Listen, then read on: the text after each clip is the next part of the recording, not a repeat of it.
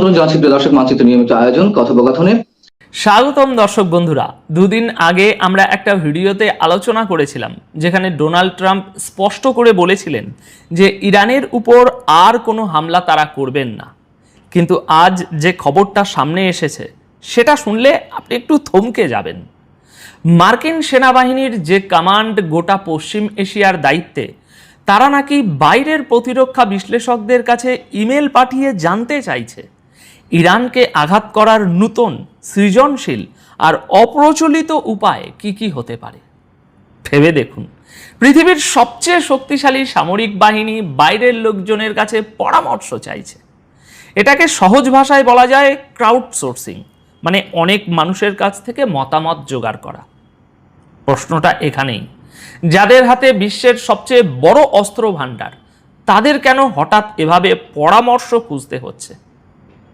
আজকের ভিডিওতে আমরা সেটাই বুঝে নেব। প্রথমে ঘটনার শুরুটা আপনাদের একটু মনে করিয়ে দিই। ট্রাম্প ক্যামেরার সামনে এসে দুদিন আগে বলেছিলেন ইরানের উপরে হামলা তারা বন্ধ করছেন, কারণ ইরান নাকি খুব মরিয়া হয়ে তাদের কাছে অনুরোধ করছিল। কিন্তু ভিতরের ছবিটা ছিল একদম অন্যরকম। ক্যাবিনেট বৈঠকে ট্রাম্পকে রীতিমতো বুঝিয়ে বলা হয়েছিল এমন কিছু বলবেন না যাতে এই যুদ্ধ আবার চালিয়ে যেতে হয়। আর এর কারণ হিসাবে বলা হয়েছিল যুদ্ধ চালিয়ে গেলে মধ্যপ্রাচ্যে আমেরিকার অবস্থা আরও খারাপ হবে, আর আমেরিকা বাইরের দেশে গিয়ে যে দাদাগিরি করে সেই দাদাগিরির ভাবমূর্তিটাও শেষ হয়ে যাবে। সেই ভিডিওর পর অনেকে কমেন্টে লিখেছিলেন এসব আসলে শেয়ার বাজার নিয়ে খেলা, সোমবার একটা বলবে, মঙ্গলবার আর একটা বলবে, আসলে কিছুই হবে না। এই জায়গায় আমি একটা কথা একটু পরিষ্কার করে বলি, দেখুন, ট্রাম্পের বাজার নিয়ে খেলার অভ্যাস আছে, এ নিয়ে কোনো সন্দেহ নেই। এবং আজই এই একটা এক্সক্লুসিভ রিপোর্ট আমি আপনাদের দেখিয়েছি। যখন তিনি প্রথমবার শুল্ক নিয়ে গোটা খেলাটা খেলেছিলেন, তখনও আমরা সেটা আলোচনা করেছিলাম। তার প্রশাসনেও এমন ধরনের লোকজন আছেন, কিংবা তিনি এমন লোকজনের কাছাকাছিই থাকেন। এরা আগে একটা হাওয়া তৈরি করেন, তারপর সেই হাওয়া থেকে ফায়দা তোলেন। কিন্তু দর্শক বন্ধুরা, এবারের পরিস্থিতিটা শুধু বাজারের খেলা নয়। এবার তিনি সত্যি এমন একটা মরিয়া অবস্থায় আটকে গেছেন যেখান থেকে বেরোনোর রাস্তা তিনি খুঁজে পাচ্ছেন না। খেলতে খেলতে খেলতে এমন জায়গায় গিয়ে ফেঁসে গেছেন যেখানে প্রতিটা দরজা একে একে বন্ধ হয়ে যাচ্ছে। এবার আসা যাক সিএনএনের এই প্রতিবেদনে, যেটা গোটা বিষয়টাকে সামনে এনে দিয়েছে। মার্কিন সেন্ট্রাল কমান্ড, যাদের কাজ গোটা পশ্চিম এশিয়ার দিকে নজর রাখা, তারা সামরিক ও প্রতিরক্ষা বিশ্লেষকদের একটা ইমেল পাঠায়। সেই ইমেলে কি বলা হয়? বলা হয় ইরানের উপরে চাপ তৈরি করার নতুন, সৃজনশীল ও অপ্রচলিত পদ্ধতি কি হতে পারে সেটা তারা জানাতে পারেন। সেন্ট্রাল কমান্ডেরই এক কর্মকর্তা এই কথা সিএনএনকে জানিয়ে দেন, আর সিএনএন সেটা নিয়েই এই পুরো প্রতিবেদন প্রকাশ করে দেয়। এই প্রতিবেদনে আরও বলা হয়েছে আমেরিকার ভিতরে এই নিয়ে রীতিমতো ব্রেনস্টর্মিং সেশন চলছে, মানে দলবদ্ধভাবে বসে নতুন নতুন আইডিয়া বের করার চেষ্টা। সেখানে আলোচনা হচ্ছে কিভাবে ইরানকে অপ্রচলিত উপায়ে আঘাত করা যায়, এমন উপায় যাতে প্রচলিত যুদ্ধের মতো প্রচুর মিসাইল আর গোলা বারুদ খরচ করতে না হয়, অথচ ইরানের ক্ষতি যতটা সম্ভব বেশি হয়। উদ্দেশ্য একটাই, শেষ পর্যন্ত আলোচনার টেবিলে চুক্তির সময় যেন আমেরিকার হাতে সুবিধা থাকে। ট্রাম্প প্রশাসন এই প্রতিবেদনের কড়া সমালোচনা করেছে। তাদের বক্তব্য এটা ভুয়ো খবর, এসব কিছুই হয়নি। কিন্তু এখানে একটা বিষয় খুব ভালোভাবে বুঝতে হবে, কেন তাদের অপ্রচলিত উপায় খুঁজতে হচ্ছে। কারণ প্রচলিত উপায়ে তারা ইরানের কিচ্ছুই করতে পারছে না। তাদের স্বপ্ন ছিল ইরানকে একেবারে শেষ করে দেবে, ইরানের সেনাবাহিনী, নৌবাহিনী সব গুড়িয়ে দেবে, অথচ নিজেদের সেনা মাটিতে নামাবে না তারা। এখন সেই স্বপ্নটা চুরমার হয়ে গেছে। প্রচলিত যুদ্ধ চালিয়ে যাওয়ার মতো অবস্থায় আজ তারা নেই, তাই এখন অপ্রচলিত কিছু একটা করার চেষ্টা চলছে। সুতরাং প্রশ্ন হচ্ছে, এই ক্রাউড সোর্সিং জিনিসটা আসলে কতটা অস্বাভাবিক? আপনি নিশ্চয়ই দেখেছেন, সরকার যখন কোনো প্রকল্প নিয়ে মানুষের মত জানতে চায়, তখন সংবাদ মাধ্যমে বলে দেয় এই মেল আইডিতে লিখে জানান বা এই ফোন নম্বরে আপনাদের মতামত দিন। ঠিক সেই কায়দাতেই এখন ইরানকে নিয়ে কাজ হচ্ছে। প্রতিরক্ষা বিশ্লেষকদের ইমেল করে জিজ্ঞাসা করা হচ্ছে, বলুন তো সৃজনশীল আর অপ্রচলিত রাস্তা কি কি হতে পারে? সেন্ট্রাল কমান্ড আগে কখনো এই কাজ করেনি, তাই এই ঘটনা অত্যন্ত অস্বাভাবিক। আর এই অস্বাভাবিক কাজটা কেন করতে হচ্ছে? যেসব সূত্র সিএনএনকে এই তথ্য দিয়েছে তাদের বক্তব্য অনুযায়ী ট্রাম্পের হাতে থাকা সব চাল এখন শেষ হয়ে গেছে। তার সামনে এমন খুব সীমিত বিকল্প পড়ে আছে। ইরানকে দিয়ে চুক্তিতে সই করানোর জন্য যতটা জোর কাটানো সম্ভব ছিল, যতটা চাপ দেওয়া সম্ভব ছিল, সবটাই তিনি করে ফেলেছেন, কিন্তু ইরান মানতে রাজি হয়নি। আর ওদিকে ক্যাবিনেট তাকে পরিষ্কার বুঝিয়ে দিয়েছে এই যুদ্ধ চালিয়ে গেলে তার নিজের অবস্থাও খারাপ হবে, আমেরিকার অবস্থাও খারাপ হবে। এই একই বিষয়ে সেন্ট্রাল কমান্ডের আরেকটি সূত্র সিএনএনকে যা বলেছে সেটা আরও গুরুত্বপূর্ণ। তাদের বক্তব্য, এই ক্রাউড সোর্সিং এর রাস্তায় হাঁটতে হয়েছে কারণ তারা বুঝে গেছে ইরানকে নিয়ে তাদের গোটা কৌশলটাই নতুন করে বিচার করা দরকার। ট্রাম্প যা করার করে ফেলেছেন, আর এখন সেটা ঢাকার চেষ্টা চলছে। সেন্ট্রাল কমান্ডের মুখপাত্র ক্যাপ্টেন টিমোথি হকিন্স এই প্রসঙ্গে বলেছেন, অপ্রচলিত যুদ্ধ করার ইতিহাস তাদের বরাবরই আছে, তারা এই ধরনের যুদ্ধ করে থাকেন। কিন্তু সেই ইতিহাসটা কী রকম একটু দেখে নেওয়া যাক। ইরাকে তারা অপ্রচলিত যুদ্ধ করেছিল কারণ সেখানে তারা ব্যর্থ হয়েছিল। হাতে 60 দিনের একটা সময় থাকে, সেই 60 দিনে কিছু করে উঠতে পারিনি বলেই আইনসভায় গিয়ে বলতে হয়েছিল, আমরা তো যুদ্ধ করছিই না, আমরা অপ্রচলিত যুদ্ধ করছি, আমরা তো সন্ত্রাসবাদের বিরুদ্ধে লড়ছি। তারপরে আবার আফগানিস্তানেও তারা আটকে গিয়েছিল, সেখান থেকে বেরোতেও পারছিল না, ফেঁসে যাওয়ার পরেই অপ্রচলিত পথে যুদ্ধ শুরু করেছিল। সিরিয়াতেও একই জিনিস হয়েছে। তাই এটা আসলে ঢেকে রাখার মতো কোনো বিষয় নয়, গোটা দুনিয়া জানে আমেরিকা যখন খারাপভাবে কোথাও ফেঁসে যায় তখনই এই অপ্রচলিত শব্দটা সামনে আসে। আচ্ছা, এবার আসা যাক সবচেয়ে গুরুত্বপূর্ণ জায়গায়। এই ইমেলটা ঠিক কখন পাঠানো হয়েছিল? এই ইমেল পাঠানো হয়েছিল ট্রাম্পের সেই বিরাট বিবৃতিটার ঠিক আগে। আপনাদের মনে থাকতে পারে ট্রাম্প টেলিভিশনের সামনে এসে বলেছিলেন ইরানের উপর তারা এমন হামলা করবেন যা দ্বিতীয় বিশ্বযুদ্ধের পর কেউ দেখেনি। লোকজন বলা বলি শুরু করে দিয়েছিল, তার মানে কি পরমাণু বোমা মারবে নাকি রে ভাই? এমন নজিরবিহীন হামলা যা দুনিয়া কোনো দিন দেখেনি। ট্রাম্প এই কথাটা বলেছিলেন রীতিমতো উৎফুল্ল হয়ে, কারণ ততক্ষণে প্রতিরক্ষা বিশেষজ্ঞদের কাছে ইমেল চলে গিয়েছিল। তার মনে হয়েছিল এবার নিশ্চয়ই খুব অপ্রচলিত কোনো একটা উপায় হাতে এসে যাবে। কিন্তু এই বিবৃতির পরেই সৌদি ক্রাউন প্রিন্স ট্রাম্পকে ফোন করেন।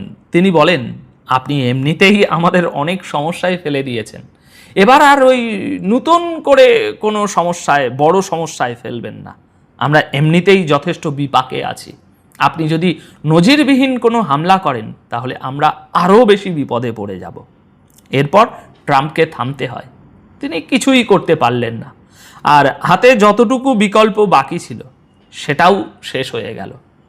এরপর তাদের সামনে একটাই রাস্তা পড়েছিল, হরমুজ প্রণালী।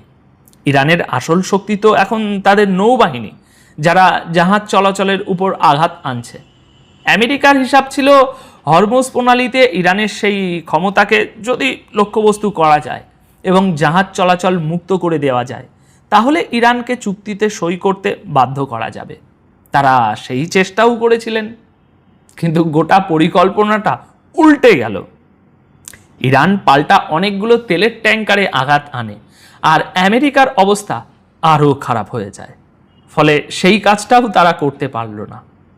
ট্রাম্প যে চুক্তিতে সই করিয়ে বিজয় ঘোষণা করার স্বপ্ন দেখছিলেন সেই চুক্তি তিনি করাতে পারলেন না। এরপর থেকে শুধু হুমকি ধুমকি এইসব চলছে।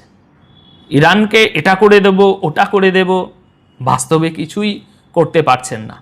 বহুবার তারা বলেছেন ইরানের নৌবাহিনী আর সেনাবাহিনীকে পুরোপুরি গুড়িয়ে দেয়া হয়েছে, কিন্তু বাস্তবে ইরান যেমন ছিল তেমনই আছে। এখানে একটা কথা পরিষ্কার বলা দরকার, ইরানের ক্ষতি হয়নি তা কিন্তু নয়, বড় মাপের ক্ষতি হয়েছে। বহু নেতাকে তারা হারিয়েছে, কিন্তু ইরান শেষ হয়ে যায়নি। এবার সবচেয়ে গুরুত্বপূর্ণ প্রশ্ন, আমেরিকা ইরানকে শেষ করতে পারছে না কেন? কারণ আপনি যত খুশি আকাশ থেকে হামলা করুন, ইরানের আসল ক্ষমতা রয়েছে তাদের ওই ভূগর্ভস্থ ঘাঁটিগুলোতে, সেগুলো আপনি খুঁজেই পাবেন না। আর যদি সত্যিই সেগুলো ধ্বংস করতে হয় তাহলে একটাই রাস্তা, মাটিতে সেনা নামানো। আর ট্রাম্প এই ঝুঁকি কোনোভাবেই নিতে চান না। ইতিমধ্যেই আমেরিকার 18 জন সেনা মারা গেছেন, আর যতক্ষণ না মাটিতে সেনা নামছে ততক্ষণ ইরানকে হারানো যাবে না। এই সত্যটা ট্রাম্পের কাছেও পরিষ্কার হয়ে গেছে এতদিনে। আর ঠিক এখানেই পুরো বিষয়টা নতুন মোড় নিচ্ছে।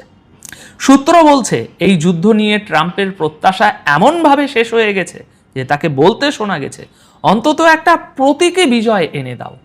তার যুক্তি, হেরে যাওয়া মুখ নিয়ে তো তিনি বাইরে যেতে পারবেন না। কিন্তু প্রতীকী জয় বলতে কি বোঝানো হচ্ছে? মানে এমন কোনো পরমাণু কেন্দ্রে আঘাত করা, যেমনটা গত বছর করা হয়েছিল।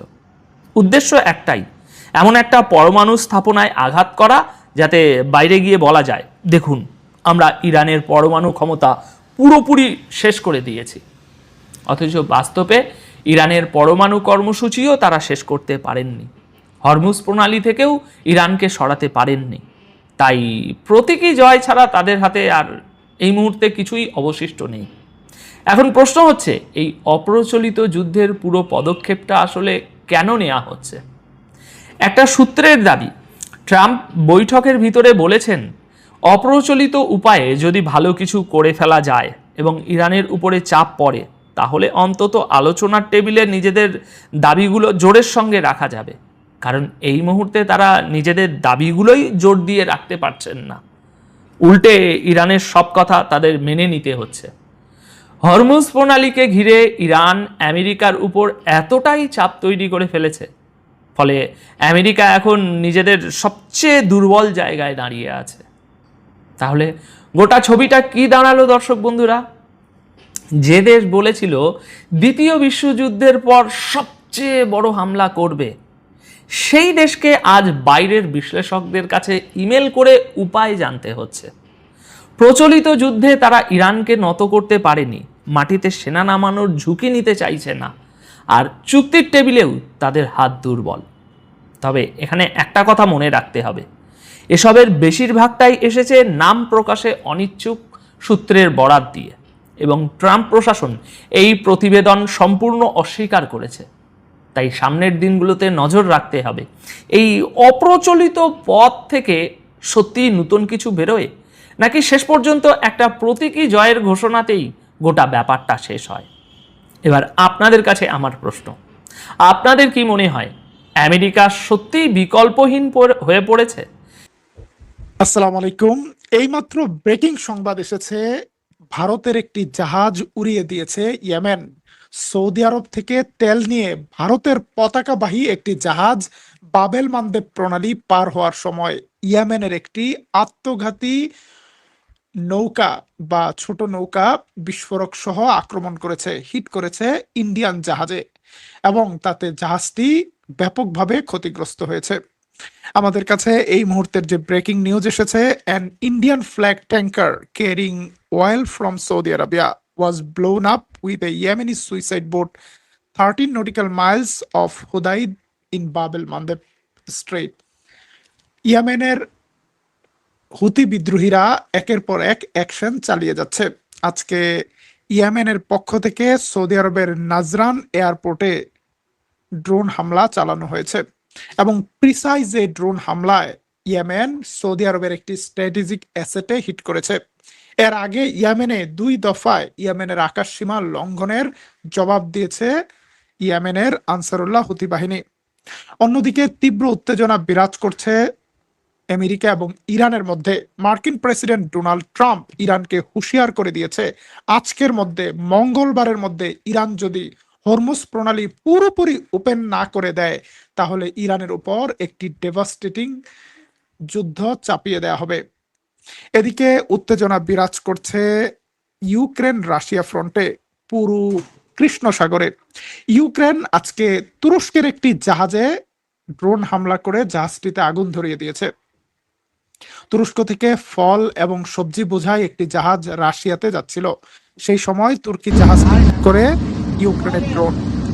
মধ্য সমুদ্রের মধ্যেই দাউ দাউ করে চলতে থাকে তুরস্কের এই জাহাজটি, এবং তাতে আহত হয়েছে জাহাজের ক্রু সহ কয়েকজন ব্যক্তি।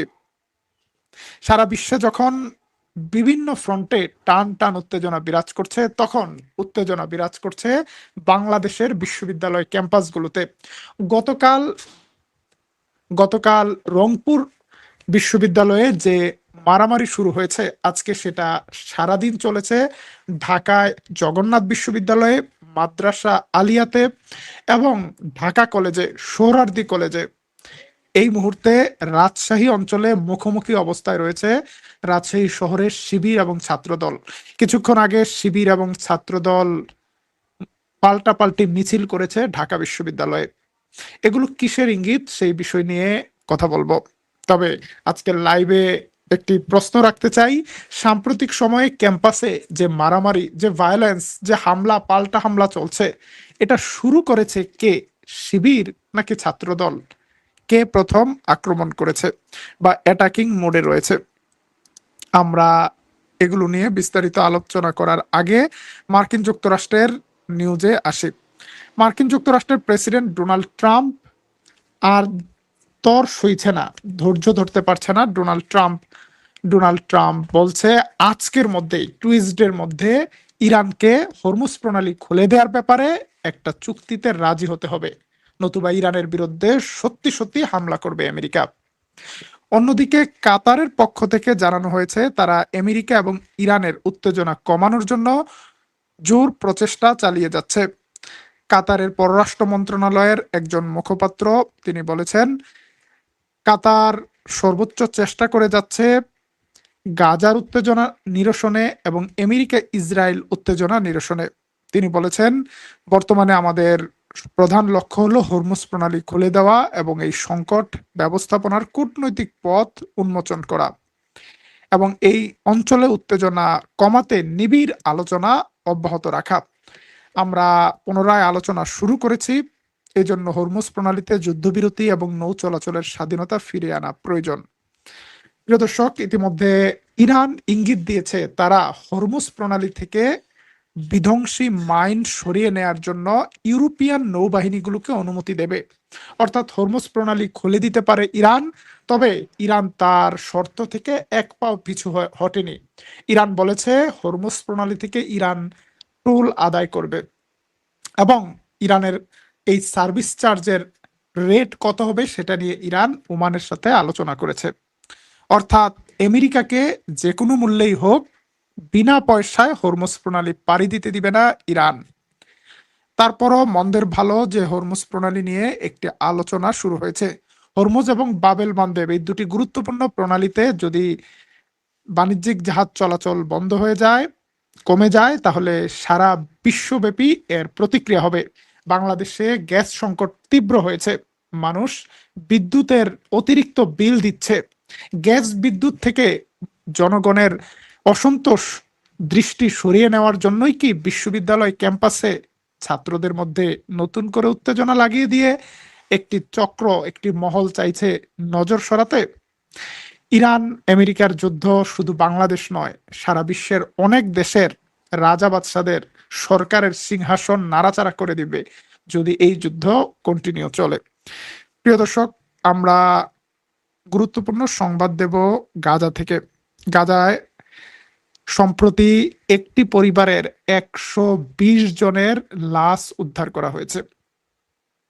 2023 সালে গাজায় যে গণহত্যা শুরু হয়েছিল, তাতে এত পরিমাণ বোম্বিং করেছে ইসরায়েল, যাতে অনেক ভবন ধ্বংস হয়ে গিয়েছে, অনেক এলাকা থেকে মানুষ পালিয়ে গিয়েছে এবং আহত নিহতদের ভবনের নিচ থেকে উদ্ধার করার মতো কেউ ছিল না, তাদের লাশ বের করার মতো কেউ ছিল না। ধীরে ধীরে মানুষ যখন ফিরে আসছে, তখনও এই ভবনগুলো থেকে ধ্বংসস্তূপ সরানোর মতো কোনো যন্ত্রপাতি ছিল না। একটা পর্যায়ে যখন ধ্বংসস্তূপ সরানো হয়েছে, দেখা যাচ্ছে অসংখ্য মানুষের লাশ। ঠিক তেমনি ভাবে আজকে একই এলাকায় একই পরিবারের, বড় পরিবারের 112 জনের লাশ উদ্ধার করা হয়েছে এবং তাদের একটি গণজানাজা অনুষ্ঠিত হয়েছে। গাজা নিয়ে আজকে কথা বলেছেন কাতারের পররাষ্ট্র মন্ত্রণালয়ের মুখপাত্র তিনি বলেছেন, ইসরায়েল গাজা সংক্রান্ত চুক্তির বিধানগুলো বাস্তবায়নে বিলম্ব করছে। আন্তর্জাতিক সম্প্রদায়ের কাছে এটা স্পষ্ট হয়ে গিয়েছে কোন পক্ষ এই চুক্তি বাস্তবায়নে বাধা দিচ্ছে, সেটি ইসরায়েল। ফিলিস্তিনি পক্ষ প্রথম দফার সব শর্ত পালন করার পরও দ্বিতীয় দফায় যেতে চাইছে না। ইসরায়েল নানা ধরনের টাল বাহানা করছে এবং এই পর্যায়ে গাজায় আন্তর্জাতিক যে চুক্তিটি হয়েছিল সেটি পালনে বাধ্যবাধকতার জন্য ইসরায়েলের উপর আন্তর্জাতিক চাপ দরকার। এদিকে গাজায় মানবিক সহায়তা দেওয়ার জন্য মিশর অনুরোধ করেছে ইসরায়েলকে, ইসরায়েল যেন রাফা সীমান্ত খুলে দেয়।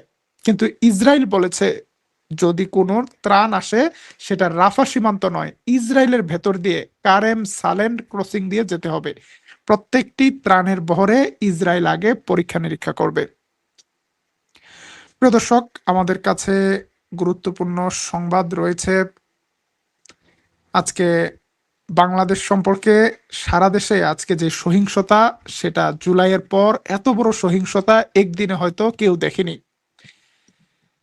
এবং জুলাই বিপ্লবের সফল সমাপ্তি আগামী দিন 5 আগস্ট উদযাপনের জন্য যখন কথা ছিল, শিবির, ছাত্রদল সহ জুলাই বিপ্লবে অংশগ্রহণকারী প্রতিটি পক্ষ একসাথে জুলাইয়ের বিপ্লব উদযাপন করবে, ঠিক তার একদিন আগে, 2 দিন আগে কেন শিবির এবং ছাত্রদলের মধ্যে এই ধরনের সংঘর্ষ, রক্তপাত? ছাত্র শিবির এবং অন্যান্য বেশ কয়েকটি দল বিভিন্ন ক্যাম্পাসে জুলাইয়ের স্মৃতিকে নিয়ে অনেকগুলো কর্মসূচি দিয়েছে, কিন্তু নানা কারণে সেই কর্মসূচিগুলোতে আঘাত এসেছে। এবং দুঃখের বিষয়, এই আঘাতগুলো ছাত্রলীগ থেকে আসেনি, এসেছে বিএনপি থেকে, ছাত্র দল থেকে। এনসিপির নেতৃবৃন্দ যখন বাংলাদেশের উত্তরাঞ্চলে গিয়েছে জুলাই সংক্রান্ত বিভিন্ন প্রোগ্রামে, তাদের সেখানে পেটানো হয়েছে, আঘাত করা হয়েছে বারবার, একজনকেও গ্রেপ্তার করেনি পুলিশ। আবার ঢাকা কলেজে, তিতুমির কলেজে, বিভিন্ন জায়গায় জুলাইয়ের কর্মসূচিগুলোতে আক্রমণ হয়েছে, সে আক্রমণ করেছে ছাত্রদল। আবার ছাত্রদল তাদেরও বক্তব্য রয়েছে, তারা বলছে আক্রমণ করেছে শিবির। তবে গতকাল রংপুর বিশ্ববিদ্যালয়ে শিবির ছাত্রদল সংঘর্ষের পর শিবির যখন ছাত্রদলকে ক্যাম্পাস থেকে বিতরণ করেছে, তার জবাবে আজকে ছাত্রদল ঢাকার কয়েকটি ক্যাম্পাস থেকে শিবিরকে বিতরণ করেছে। পাল্টাপাল্টি অভিযোগ চলছে। ছাত্রদলের সেক্রেটারি নাসির উদ্দিন বলেছেন, আমরা ছাত্রদলকে ক্যাম্পাসে সহনশীল ও শান্ত থাকার নির্দেশ দিয়েছি। জগন্নাথ বিশ্ববিদ্যালয়ের শিবির পরিকল্পিত মবের সৃষ্টি করলে সাধারণ শিক্ষার্থীরা তাদের প্রতিহত করে। আগে ছাত্রলীগ হামলা করতো, এখন শিবির হামলা করছে। ছাত্রদল দোষারোপ করছে হামলাগুলো শিবির করেছে, কিন্তু রেজাল্টে দেখা যাচ্ছে জাকসুর নির্বাচিত ভিপি, জিএস, এজিএস সবাইকে পিটিয়ে ক্যাম্পাস ছাড়া করেছে ছাত্রদল। তার চেয়েও বড় কথা, বাংলাদেশের বিশ্ববিদ্যালয়গুলোতে মারামারি অনেক দিনের একটা ঐতিহ্য, এটা ঐতিহ্য হয়ে গেছে বিষয়টা। কিন্তু আজকে নজিরবিহীন যে ঘটনা ঘটেছে, বিশ্ববিদ্যালয়ের যে শিক্ষার্থীরা আহত হয়ে হাসপাতালে ভর্তি হয়েছিল, হাসপাতালের ভেতরে যেয়ে তাদেরকে পেটানো হয়েছে। এবং কারা আসলে আহত শিক্ষার্থী সেটা নির্ধারণ করারও সময় পাওয়া যায়নি। হাসপাতালে আসা সাধারণ শিক্ষার্থীদেরকে পেটানো হয়েছে এবং তাদেরকে পিটিয়ে গর্ব প্রকাশ করেছে ছাত্রদল। ঠিক বিশ্বজিৎকে যেভাবে পিটিয়ে হত্যা করা হয়েছিল, এই ধরনের ঘটনা ঘটেছে আজকে ন্যাশনাল মেডিকেল হসপিটালে পুরান ঢাকায়। আরো অবাক করা বিষয়, ঢাকা কলেজের সামনে যুব দলের এক নেতা গণপিটুনির শিকার হয়েছে ছাত্র দলের হাতে। যুব দলের নেতা কেন? কারণ দাড়ি টুপি আছে। এখন তো বিএনপির অনেক মানুষই দাড়ি রাখে, দাড়ি রাখা তো বাংলাদেশের মানুষের একটা কালচার। দাড়ি টুপি দেখলে আগে যেমন শিবির, জামাত বলে পিটানো হতো, ঠিক একই স্টাইলে আজকে এইরকম কিছু অপ্রীতিকর ঘটনা ঘটেছে। ঢাকা কলেজে মার খেয়েছে চরমোনাই দলের ইসলামী শাসনতন্ত্রের এক ছাত্র। এখন বিশ্ববিদ্যালয় ক্যাম্পাসগুলোতে ছাত্রদল যদি শক্তি প্রয়োগ করে, সেই শক্তিকে মোকাবেলার সামর্থ্য শিবিরের আছে। কিন্তু শিবির, ছাত্রদল উভয় পক্ষই যদি বিভিন্ন ক্যাম্পাসে মারামারিতে লিপ্ত হয়, তাতে লাভবান হবে জুলাই বিপ্লবের পরাজিত শক্তি। তারা অনেকদিন ধরে চাচ্ছিল এই দুটি শক্তিকে মুখোমুখি করে দিতে। এবং সারা দেশে এই ধরনের সংঘাত ছড়িয়ে পড়লে আরেকটা 1/11 আসতে পারে। আল্লাহ ভালো জানে কোন নতুন জেনারেল মঈনের মতো ক্ষমতায় আসার খায়েশ আছে কিনা। কেন আমাদের বিশ্ববিদ্যালয়ের শিক্ষার্থীদেরকে এই ধরনের সংঘাতে